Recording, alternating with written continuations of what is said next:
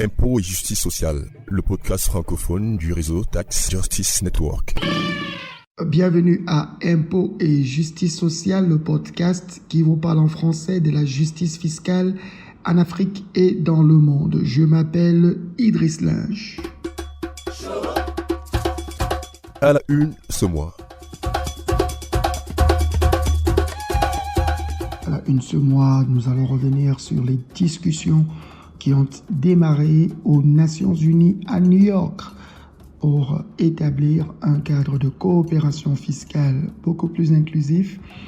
Nos experts ont participé aux échanges de cette première session effective. Nous vous partagerons quelques propositions qui ont été faites. Nous vous partageons aussi une discussion que nous avons eue avec Mario Cuenda Garcia.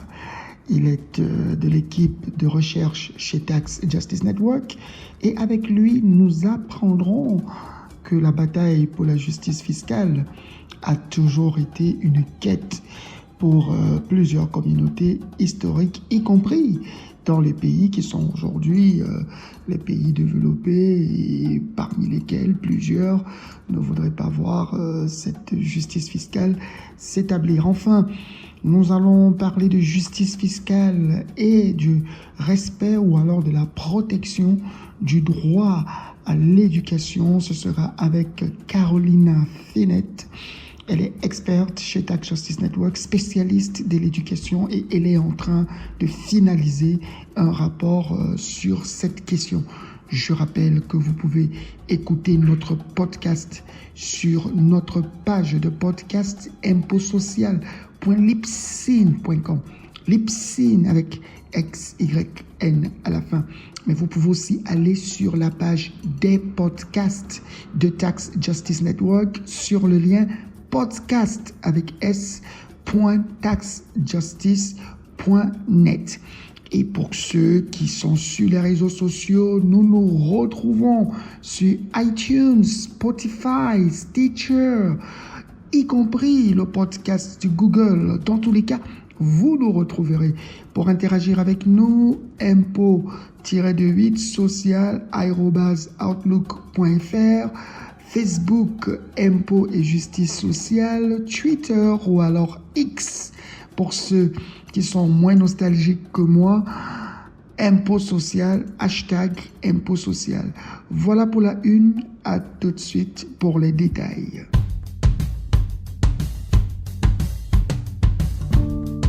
Nous commençons avec cette première session effective sur la mise en place d'un cadre de coopération fiscale sous l'égide des Nations Unies. Tax Justice Network était présent.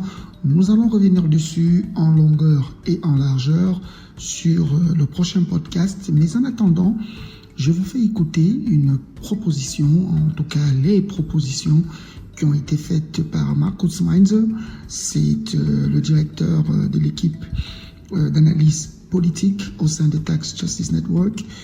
Il a abordé l'importance du reporting pays par pays, le country by country reporting, et de comment cela pourrait contribuer avec évidemment la mise en place d'un cadre, d'un registre global des actifs à améliorer la transparence et renforcer la capacité pour les pays à mobiliser davantage de ressources fiscales domestiques.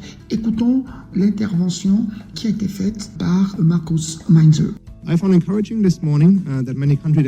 J'ai trouvé encourageant ce matin que de nombreux délégués de pays aient exprimé le désir de faire davantage pour s'assurer que les grandes entreprises multinationales paient leur juste part d'impôts. À cet égard, l'importance du lien entre la fiscalité des entreprises évoquée ce matin et l'absence de transparence fiscale discutée hier ne saurait être trop soulignée. Pourquoi ?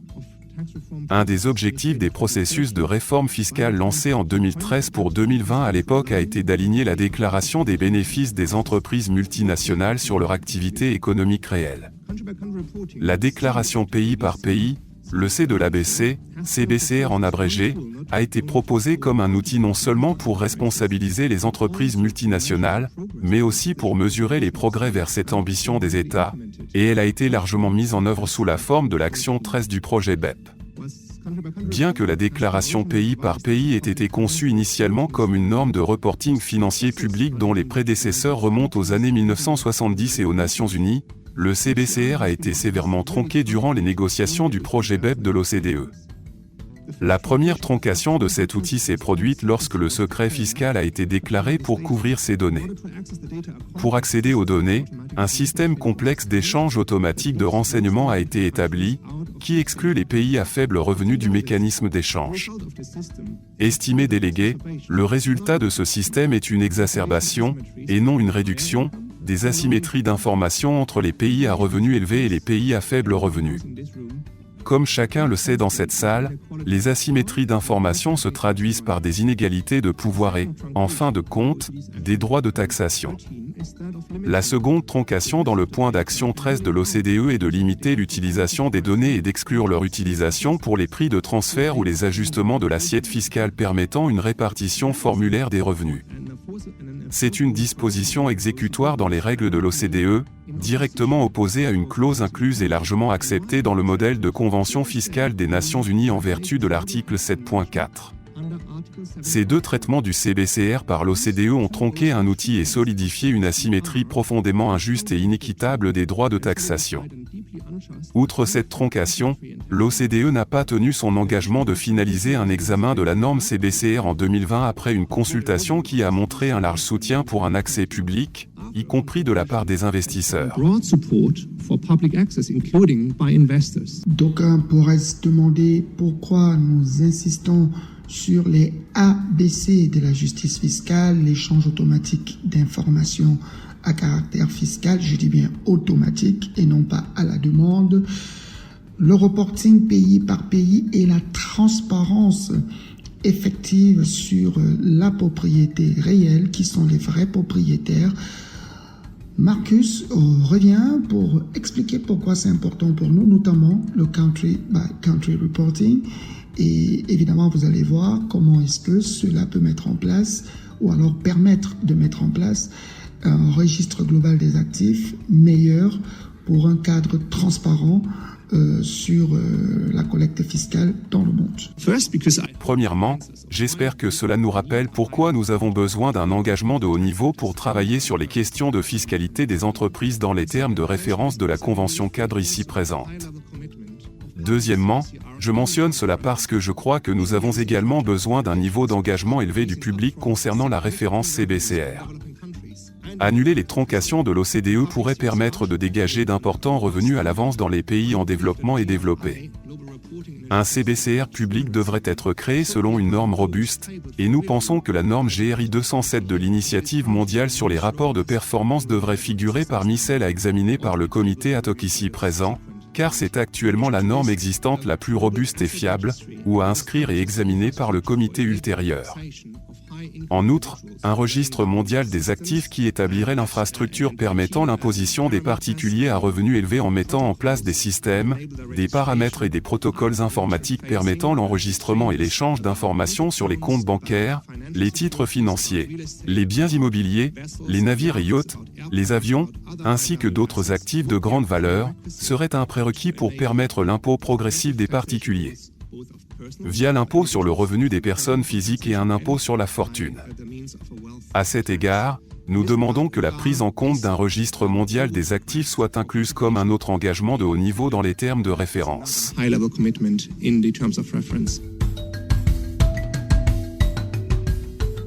Je vous le disais en une, nous avons eu l'occasion il y a quelque temps déjà à la conférence de Paris organisée par le Mouvement global pour la justice fiscale de discuter avec Mario Cuenda Garcia.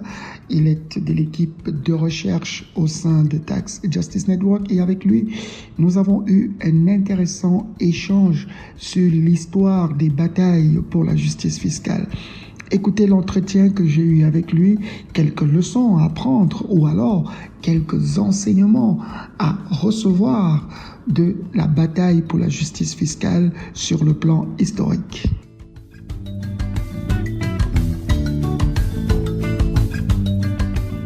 Alors, l'histoire de la fiscalité en Europe nous enseigne que les pays de cette région n'ont pas commencé à avoir des systèmes fiscaux solides. À un moment donné, ils ont dû progresser. Et pour vous qui avez étudié ces questions, quels sont les enseignements que les pays en développement aujourd'hui qui poussent pour une amélioration de leurs systèmes fiscaux peuvent tirer de cette histoire-là? Merci beaucoup pour la question. Pour commencer, comme vous avez dit, la consolidation fiscale des impôts, ce n'est pas quelque chose qui est donné, ce n'est pas un cadeau des dieux. Ça s'est construit au fil des années, des décades et comme de certaines décennies. Et par exemple, en Europe, c'est surtout les guerres, malheureusement, qui ont créé cette capacité fiscale. Par exemple, l'impôt sur le revenu, qui a été mis pour la première fois en Angleterre en 1798, c'est un impôt qui a été créé à cause des guerres napoléoniennes. Mais dans beaucoup d'autres pays, c'est au début du XXe siècle, quand il y a eu la Première Guerre mondiale, que ça s'est mis en place. Mais je pense que ce qu'il faut se rendre compte, c'est que quand il y a du développement, il faut un État fort. Il faut un État fort pour qu'il soit capable de recollecter des impôts et de pouvoir utiliser après ces impôts pour des investissements qui sont nécessaires pour que la croissance et le développement de ces pays se continuent, n'est-ce pas? Et alors, ce qu'on se rend compte, c'est qu'il y a parfois un problème d'un loop, pour le dire d'une façon, où s'il n'y a pas de revenus, c'est difficile de créer les mécanismes qui peuvent aider les États à reprendre ces revenus. Donc, je pense que parfois, il faut regarder dans l'histoire comment les pays, lorsqu'ils étaient en train de se développer, quelles ont été les différences. Et je pense que c'est aussi important de se rendre compte que ce n'était pas quelque chose qui est arrivé en même temps dans tous les pays. Dans mon cas, dans mon expertise, moi j'ai étudié l'Espagne, et l'Espagne était un pays qui était un peu en retard par rapport au reste de l'Europe occidentale quand il a fallu se développer au niveau fiscal. Alors, justement, tu parles de créer le revenu sur lequel on va prélever l'impôt, et en Afrique, on se rend compte qu'il y a une part importante du patrimoine, ne serait-ce que cadastral, qui n'est pas complètement répertorié de manière officielle.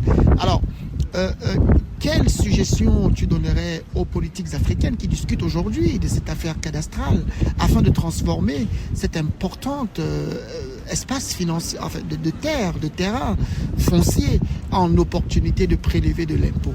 La première chose que je dirais, c'est une priorité absolue et il faut le faire vite. Malheureusement, mesurer la richesse foncière, mesurer cadastralement, c'est long, c'est compliqué, c'est technique, mais le plus de temps ça met, le plus d'inégalités cela crée. Et il y a par exemple en Europe, les cadastres ont été très différents. En France, il a été fait en 1807 et a été fini en 1850, ce qui est assez rapide.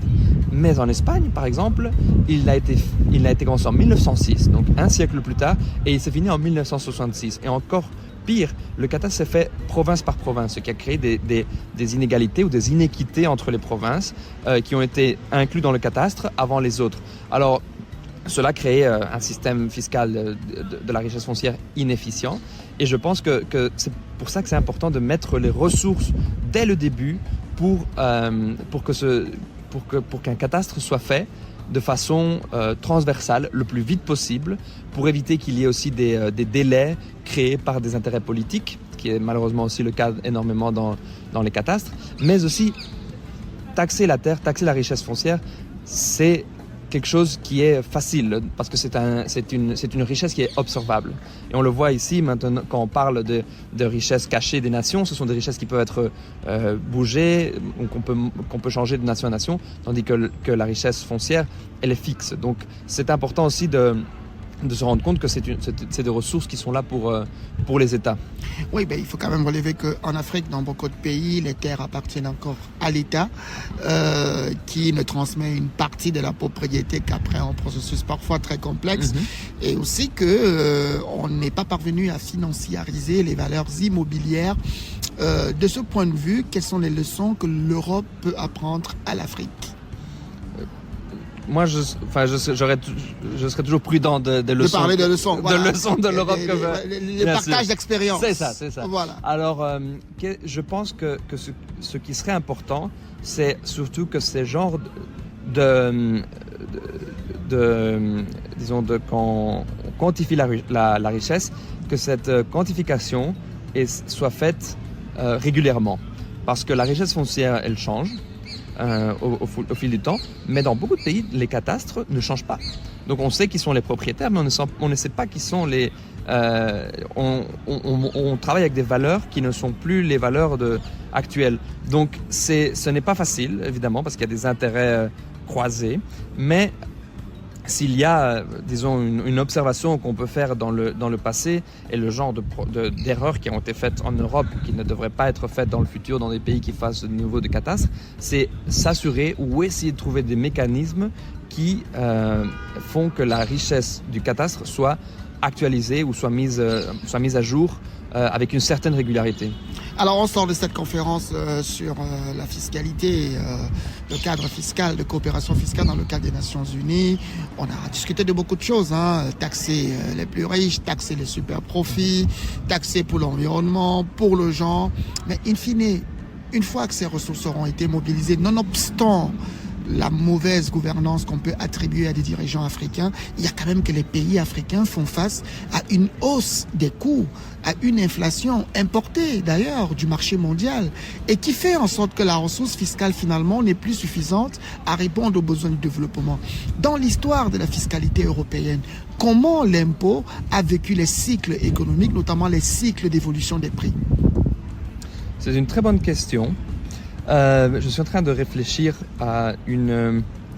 Je pense qu'ici, le plus grand problème au niveau des cycles de prix, c'est la différence de la force des monnaies. Non? Donc, évidemment, ce n'est pas la même chose de pouvoir collecter des impôts. Ce n'est pas un pays européen, mais aux États-Unis avec le dollar en étant la monnaie internationale, que le faire dans des pays africains qui ont des monnaies qui sont plus faibles. Donc je pense que, et aussi par la structure des exportations et des importations, les pays européens n'ont pas été aussi exposés à ces boucles de prix des matières premières qui peuvent, ou d'inflation importée, n'est-ce pas? Donc je pense que il n'y a pas... les comparaisons ici ne sont pas vraiment appropriées, mais vous avez mis le doigt sur un aspect très important, c'est à réfléchir aussi de la relation entre la valeur de la monnaie et les impôts. Et il y a des questions très importantes à tenir en compte, comme par exemple, vous avez dit l'inflation importée, un pays avec une inflation en hausse, cela crée des distorsions énormes sur les impôts. Certaines peuvent paraître positives, comme cela peut être une augmentation de la TVA à cause d'une hausse des prix, mais il y en a d'autres qui sont très négatives parce qu'au fur et à mesure que l'inflation augmente et la monnaie perd de sa valeur, eh bien, il y a de plus en plus d'incentifs pour, par exemple, payer des impôts dans le futur. Ouais. Trouver des moyens pour, par exemple, évader des impôts et se rendre compte qu'en fait, on est même disposé à payer une amende parce que la valeur de cette amende dans une année est moindre que la valeur des impôts qu'on a dans un an. Donc, s'il y a quelque chose à apprendre, il faut intégrer beaucoup plus la question de la stabilité monétaire ou de l'équité monétaire entre le nord et le sud pour des impôts plus efficaces dans le sud, global. Un sujet peut-être de recherche pour toi, qui est dans l'équipe de recherche de Tax Justice Network. J'aimerais énormément intégrer la question monétaire sur la question fiscale. Il y a déjà eu des études dans les années 70 d'un économiste argentin au Fonds monétaire international, mais dans beaucoup de discussions actuelles, les questions de dette et de fiscalité sont séparées des questions monétaires, alors que c'est tout des connexions qui sont importantes à faire globalement. Merci Mario. Merci Idriss.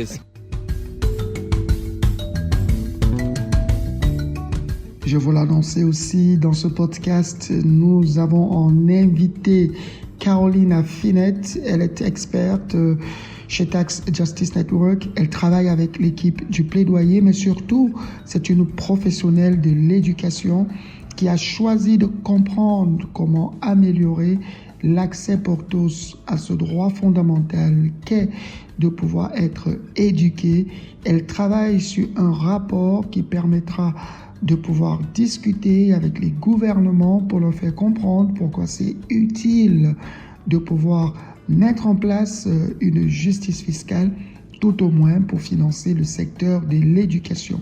Écoutez l'entretien que j'ai eu avec elle en amont de la publication de son rapport qui est en cours de finalisation. Alors, Carolina, vous êtes chercheuse, mais aussi chargée du plaidoyer au sein de Tax Justice Network. Vous travaillez sur un rapport qui est presque déjà achevé, qui sera publié bientôt, opportunément, en ces moments où on discute de la coopération fiscale internationale sous l'égide des Nations Unies. Alors, le rapport sur lequel vous travaillez est une analyse de l'état de la justice fiscale et de l'éducation. Vous essayez de voir quels sont les impacts des abus fiscaux, des flux financiers illicites à motivation fiscale sur l'objectif de développement durable numéro 4 relatif à l'éducation. Alors, déjà, comment la justice fiscale influence-t-elle directement le financement et la qualité de l'éducation, notamment dans les pays à faible revenu? Pouvez-vous expliquer comment des mesures fiscales progressistes que vous défendez dans votre rapport peuvent combler les lacunes actuelles de financement dans le secteur de l'éducation? Et quand je parle de l'éducation, je pense à l'Afrique, tout comme beaucoup d'autres pays en développement. Lorsque nous abordons la question de la justice fiscale et du droit à l'éducation, beaucoup pensent que ces deux sujets ne sont pas liés et qu'ils concernent des problématiques distinctes. Cependant, ils sont étroitement interconnectés. En effet, l'un des principaux objectifs de la justice fiscale est de mettre fin à l'abus fiscal, un facteur majeur de perte de revenus. Or, ces revenus sont essentiels pour financer les systèmes d'éducation publique. En parlant de revenus fiscaux, nous faisons référence à l'argent dont disposent les gouvernements pour financer l'infrastructure, les services publics et d'autres domaines. Selon le dernier rapport de Tax Justice Network, nous perdons environ 480 milliards de dollars US chaque année à cause de l'abus fiscal. Dans le rapport que nous préparons actuellement avec des collègues de l'Alliance Taxe et Éducation, nous avons cherché à comprendre comment ces 480 milliards de dollars US pourraient être utilisés pour le droit à l'éducation. En tant qu'ancien enseignant, j'ai été profondément attristé par nos découvertes. Selon nos estimations, les pertes dues à l'abus fiscal empêchent près de 31 millions d'enfants dans les pays à faible revenu de s'inscrire à l'école et nous empêchent également d'embaucher près de 20 millions d'enseignants dans ces pays. Pour donner une idée, le rapport mondial sur les enseignants récemment publié par l'UNESCO souligne le besoin de 44 millions d'enseignants pour mettre fin à la pénurie mondiale d'enseignants. Cela signifie que mettre fin à l'abus fiscal permettrait de couvrir le coût de l'embauche de près de 45% des enseignants nécessaires pour mettre fin à cette pénurie mondiale, qui affecte tant de pays. Et ce n'est pas tout. Mettre fin à l'abus fiscal permettrait aux pays à faible revenu de construire près de 100 000 nouvelles écoles, de bâtir près de 490 nouvelles salles de classe, ou de couvrir tous les coûts associés à la salubrité ou à l'électricité, et même d'augmenter la connectivité dans les écoles de 22%. Comme vous pouvez le voir, la justice fiscale est étroitement liée au droit à l'éducation car elle nous permet de récupérer les fonds si nécessaires au bien-être de nos communautés. Les chiffres sont effectivement alarmants. 45 millions d'enseignements supplémentaires doivent être recrutés, 100 000 nouvelles écoles doivent être construites, 22% de plus d'accès à l'Internet dans le cadre d'une économie digitalisée aujourd'hui.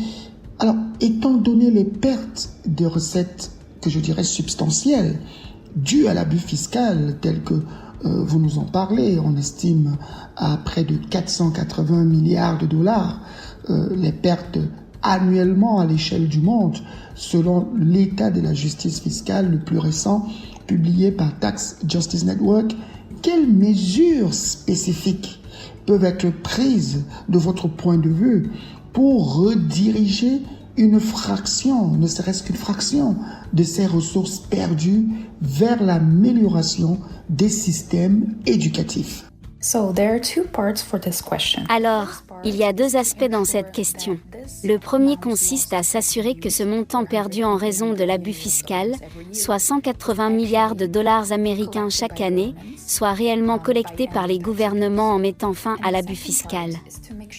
Le deuxième consiste à s'assurer que, lorsque cet argent est collecté pour les gouvernements, il soit alloué équitablement aux services publics et à la fourniture des droits humains.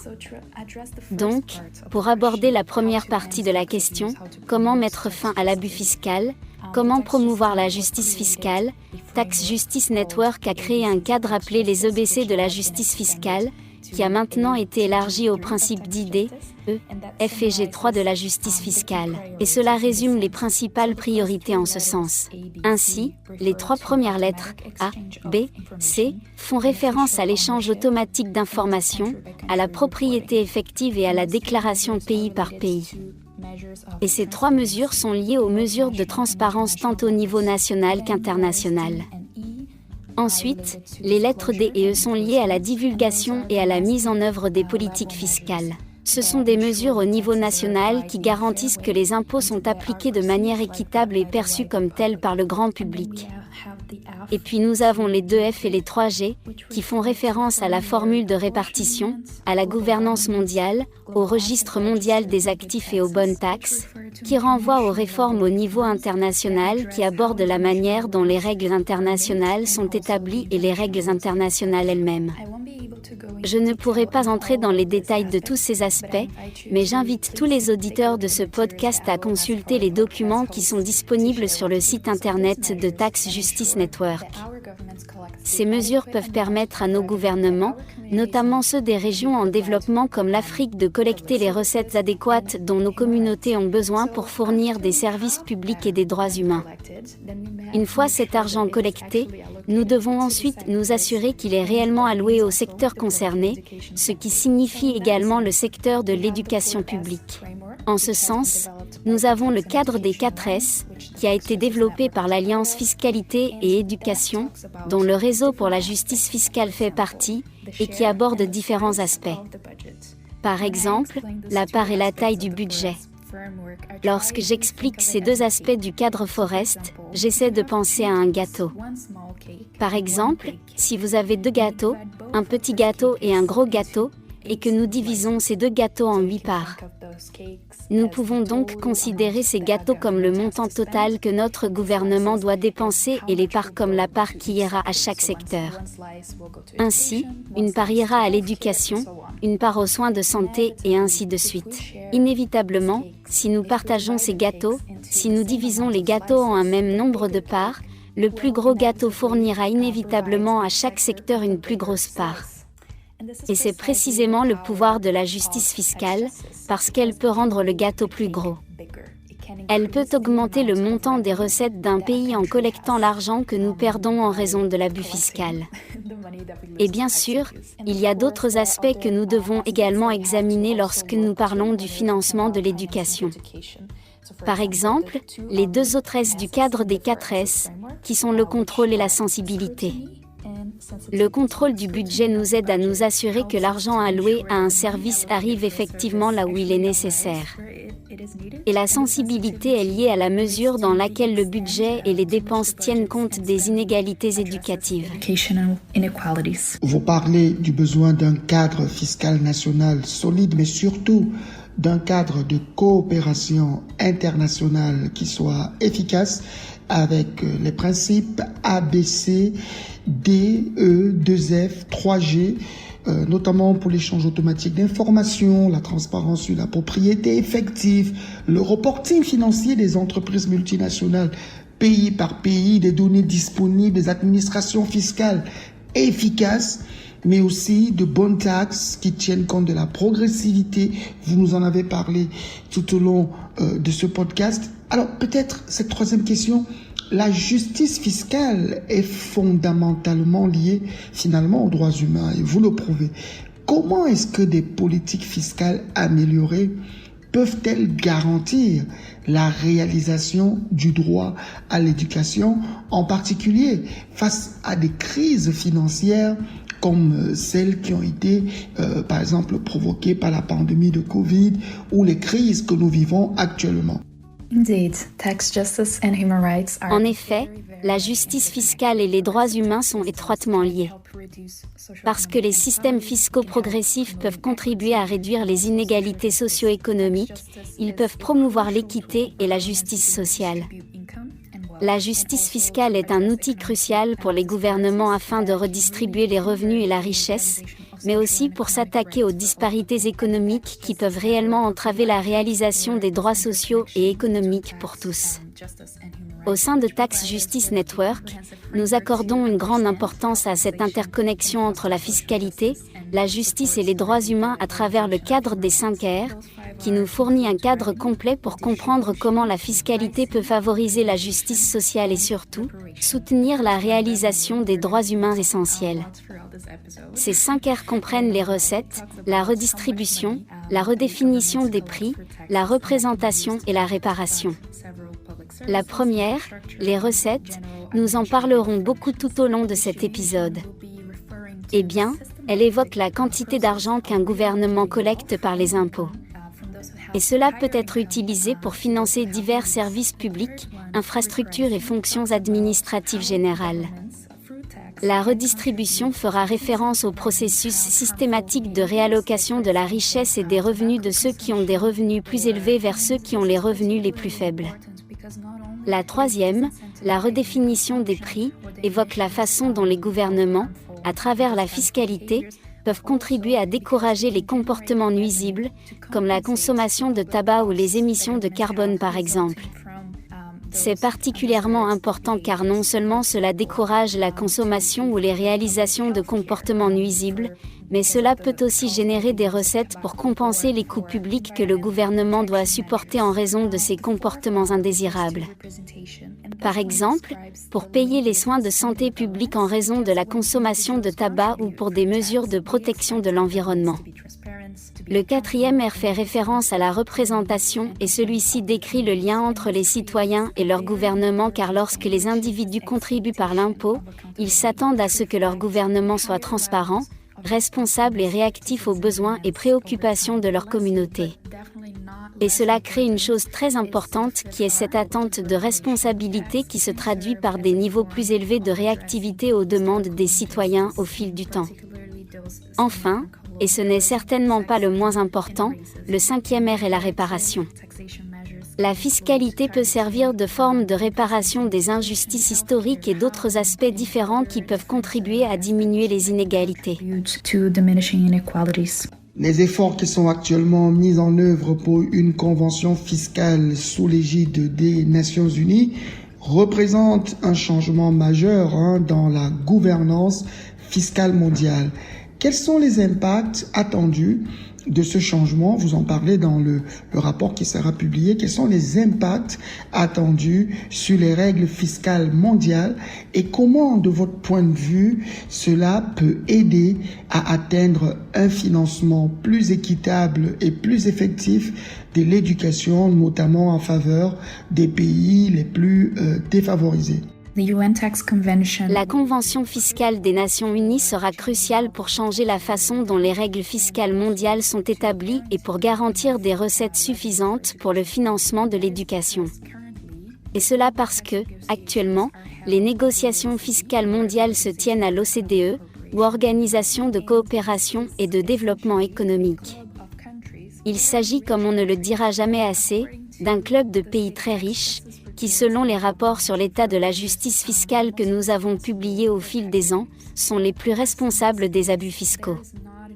Bien sûr, dans cet espace, il n'y a pas suffisamment de place pour négocier avec les pays qui ne font pas partie de l'OCDE.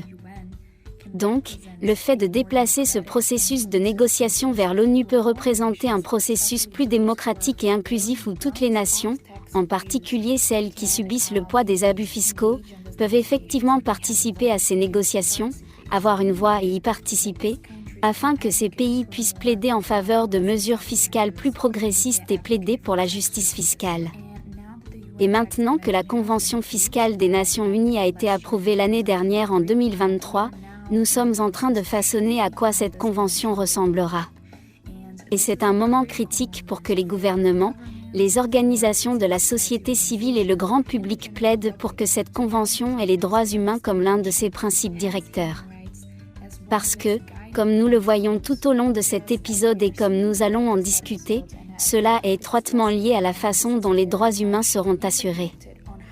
Donc, en effet, c'est un moment très critique. Indeed, it is a very critical moment. Alors Carolina, dans ce contexte de la justice fiscale et de l'éducation, quels sont certains défis pratiques dans la mise en œuvre de politiques fiscales progressistes qui soient à la fois sensibles aux gens et aux besoins plus larges du secteur éducatif?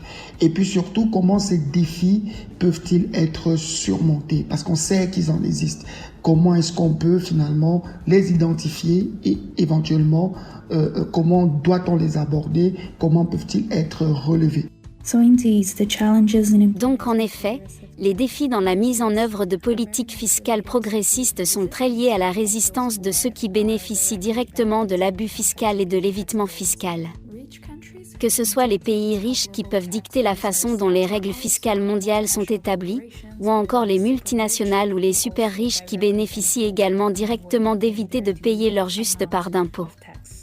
Et c'est pourquoi il est si important non seulement de mettre en œuvre les mesures dont j'ai déjà discuté précédemment, les ABCD, 2F et 3G, mais aussi pour les gouvernements, les organisations internationales, les organisations de la société civile de plaider pour que ce processus soit inclusif et axé sur les droits humains.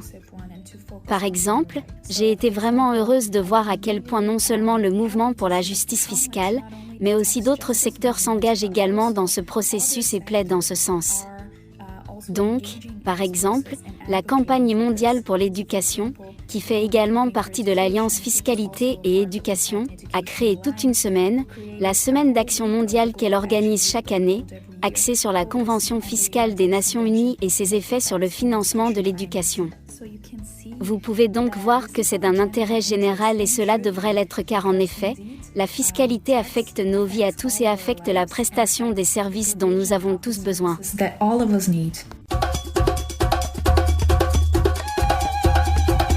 Voilà pour cette édition de votre podcast. Nous allons retenir avec Marcus Mines qu'il sera très important lors des prochaines discussions en vue de mettre en place un cadre de coopération fiscale sous l'égide des Nations Unies, de voir les ABC de la justice fiscale et surtout le country by country reporting, le reporting pays par pays qui impose finalement qu'on ait un échange automatique d'informations pour que ce reporting soit utile, que nous ayons une transparence sur la propriété effective, mais surtout que nous mettions en place un registre global des actifs et des propriétaires. Avec Mario, nous apprenons que la bataille pour la justice fiscale est juste à une autre dimension. C'est une bataille historique, d'autres l'ont gagnée. Les pays qui sont en développement, notamment l'Afrique, peut aussi mener sa bataille et la gagner parce qu'elle a été gagnée sous d'autres cieux. Et avec Carolina, nous avons le message fort. La justice fiscale, ce n'est pas qu'une question de politique politicienne, c'est surtout la manière la plus appropriée pour garantir un droit fondamental, notamment le droit de développement durable numéro 4, l'objectif de développement durable numéro 4, qui est celui de garantir l'accès pour tous à une éducation et une éducation de qualité. Voilà ce que nous avions proposé pour ce podcast du mois d'avril 2024. Je rappelle que vous pouvez écouter ce podcast sur notre page de podcast impotsocial.libsyn.com. Libsyn avec SYN à la fin.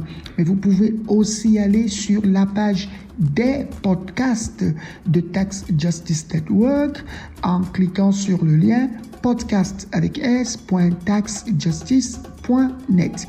Et pour ceux qui ont toutes les applications. Vous pouvez nous retrouver sur iTunes, Spotify, Stitcher et plusieurs autres applications qui permettent d'accéder à des podcasts et de façon gratuite. Pour interagir avec nous, impôt avec s-8 social@outlook.fr, ou alors vous pouvez nous prendre sur Facebook, Impôt et Justice Sociale, c'est notre page, ou sur l'application X ou Twitter pour ceux qui sont nostalgiques comme moi, hashtag Impôt Social.